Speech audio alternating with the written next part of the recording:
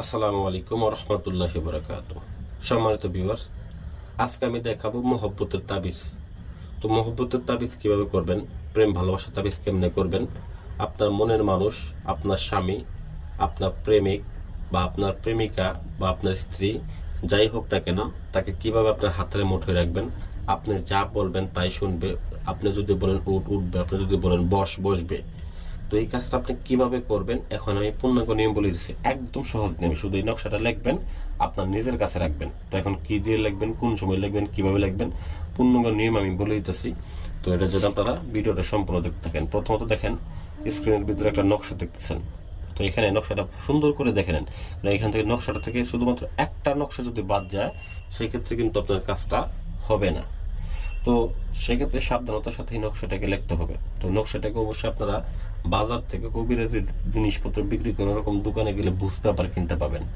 তো ভুজ পেপার কিনবেন। ভুজ পেপার কেনার পরে এই ভুজ পেপারের উপরে এই নকশাটাকে অঙ্কন করবেন মেশক জাফরান কালি দ্বারা। তো জাফরান কালি দ্বারা এই নকশাটাকে অঙ্কন করে আপনারা একটা তাবিজের মধ্যে ভরবেন। তো ভিউয়ার্স, কোথায় ভরবেন? একটা তাবিজের মধ্যে। তো কি দ্বারা লিখবেন? মনে রাখবেন জাফরান কালি দ্বারা লিখবেন। তো এখানে এই বিষয়গুলো সব থেকে গুরুত্বপূর্ণ।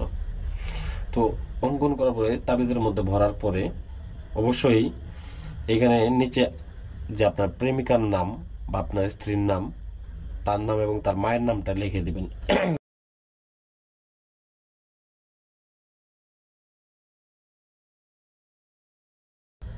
আজকে আমি দেখাবো মহব্বতের তাবিজ। তো মহব্বতের তাবিজ কিভাবে করবেন, প্রেম ভালোবাসার তাবিজ কেমনে করবেন, আপনার মনের মানুষ, আপনার স্বামী, আপনার প্রেমিক বা আপনার প্রেমিকা বা আপনার স্ত্রী যাই হোক না কেন, তাকে কিভাবে আপনার হাতের মুঠোয় রাখবেন। আপনি যা বলবেন তাই শুনবে।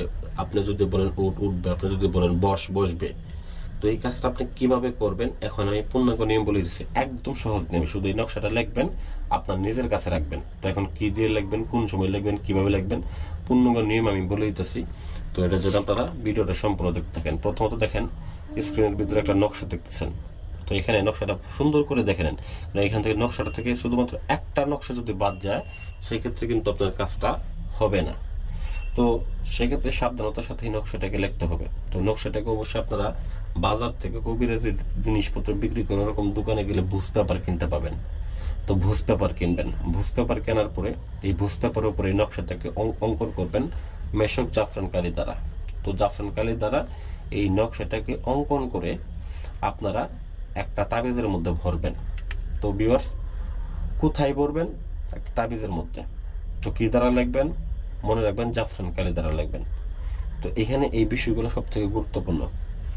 তো অঙ্কন করার পরে তাবিজের মধ্যে ভরার পরে অবশ্যই এখানে নিচে যে আপনার প্রেমিকার নাম বা আপনার স্ত্রীর নাম, তার নাম এবং তার মায়ের নামটা লিখে দিবেন।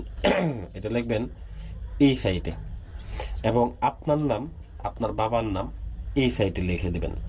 তো লিখে এটাকে তাবিজের মধ্যে ভরে এইটাকে আপনার নিজের কাছে ব্যবহার করবেন। অবশ্যই কাজটা আপনারা যে কোনো শুক্রবার অথবা বৃহস্পতিবার, এই দুইটা দিনই কাজটা করতে পারবেন।